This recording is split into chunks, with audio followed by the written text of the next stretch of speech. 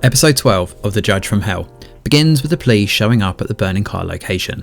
The body is charred black, so they need to wait for the autopsy report to be certain on anything. There is a note though that incriminates Yeonho's father and brother, but of course this was planted by Bitna. Taegyu and Jae-gyeol are both questioned by the cops, who bring up that the cameras back at their house were offline. Now, the DNA results should take about 3 days to get back, which brings it right up to burial day. This all coincides of course with the shady deal Jae-gyeol made with that other assemblyman after playing golf, where we saw some money transfer hands. Daon is quiet through all of this, and while the officers keep an eye on the family, he doesn't get too involved. Bitna though shows up at the funeral and calls the family out for a lack of emotion and a quick congratulations. She also comments how they're not particularly emotional, so Jae-gyeol goes the opposite way and doubles down on theatrical grieving outside. Meanwhile, the police get the results back and the DNA doesn't match that of Seon-ho. It turns out he's still alive and not killed in the car as we were led to believe. And just like that, Seon-ho shows up at the station and decides to hand himself in. We then cut back 4 days ago. Bitna sits down with Daon and explains that he has evidence surrounding the Jae serial killings. At the motel, it's now apparent that she decided to use Seon-ho as bait to catch the real Jae. This is something made all the easier by the fact they found the axe used to chop up those body parts. Bitna knows that Seon-ho is the runt of the family and could easily be killed, so she bargains with him and decides he should turn himself in, bargaining that Jae-gyeol and Taegyu won't help him if he turns himself in. Well, they both curse their luck that night and reluctantly grab him from the motel.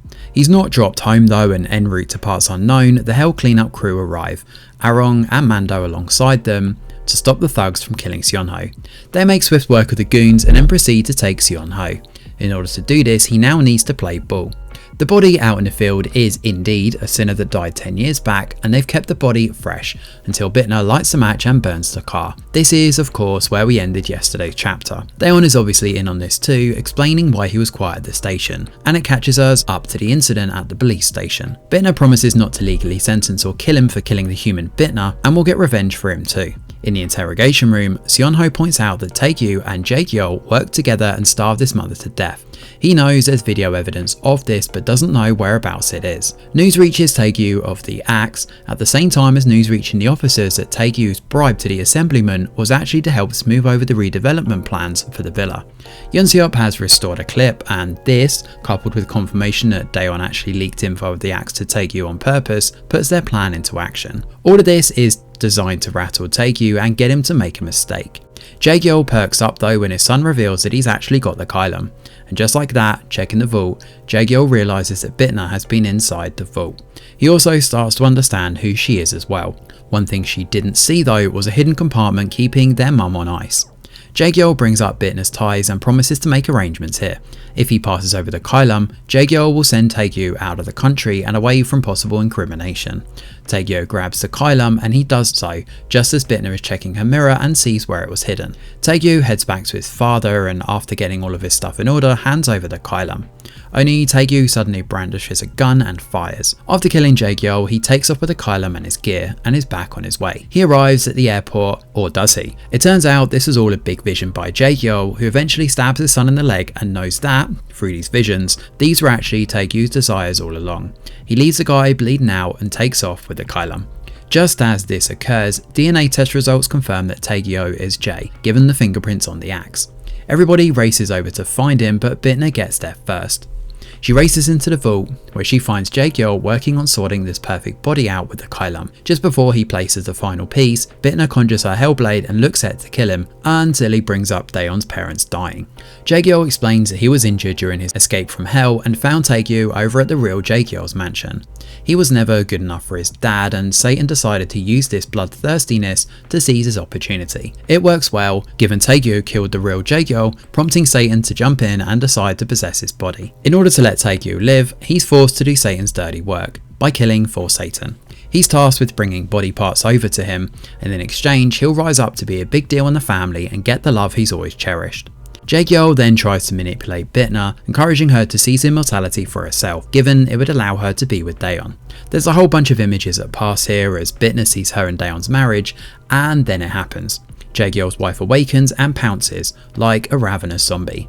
Bitna slashes at her, then picks the Kylum up out of Jae-gyeol's hand, and just like that, Bitna stabs Jae-gyeol in the chest and sends his spirit to the other side of the room. You see, Satan is now freed from the old man's body, which appeared to be his play all along, and the pair end up fighting. Bitna once again comes out on top and sends him through to hell after outsmarting him by trying to throw the Kylum through the doorway. Satan grabs the Kylum, so Bitna gets her Hellblade out and stabs him. Taegyo, meanwhile, is still alive, and the boatman sends him out into the middle of the lake.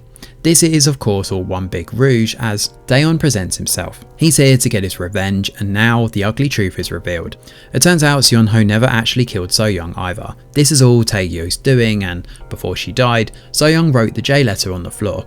She also carved into her arm too, but this only prompted Taegyo to chop and dismember her arm.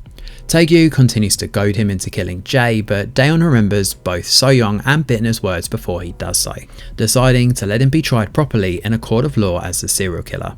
The boatman is super proud of how Daon held his composure and acted like a proper saint, and this actually happens to be Gabriel in disguise. Bitna is still the talk of the town here, and the vibe around the court is not good.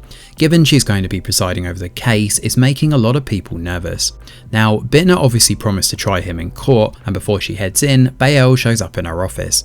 He points out that sending Satan to him has resolved all of her sins. Furthermore, he wants Taegyo released, punished, and sent directly to hell. There, he'll face a horrific death. Bitna leaves her office and heads out, immediately speaking to the courtroom, deciding there will be no trial after all, which is where episode 12 comes to an end. So this episode resolves some crucial questions we had surrounding the central mystery, including who Jae is and how the serial killer operated. It was perhaps obvious that Jae was going to be Satan, given his unusual behaviour towards Bitna, but he unceremoniously gets dumped, as does Jae in this chapter. With 2 more episodes left, I'm guessing we're going to see more context surrounding Bitna's decision to either go back to hell or try to stay on Earth with Daon. As we've seen from these fake out endings with twists galore, I'd imagine Bitna is declaring there will be no trial because Taegyo is immediately going to serve life behind bars or be given the death penalty. The series has certainly left us room to speculate how things are going to transpire, especially with so much time to play with. Could we see Bitna and Daon both die? Are we going for the reincarnation angle? Or is just Disha going to give up her demonic powers to live a human life? We'll have to wait and see, but there's plenty to whet the appetite going into next week's finale. Thanks for watching, and do let us know your thoughts in the comments below. Smash a like or subscribe to the channel, your support is very much appreciated. I'm Greg Wheeler, and from all of us over here at The Review Geek, we'll see you on the next video.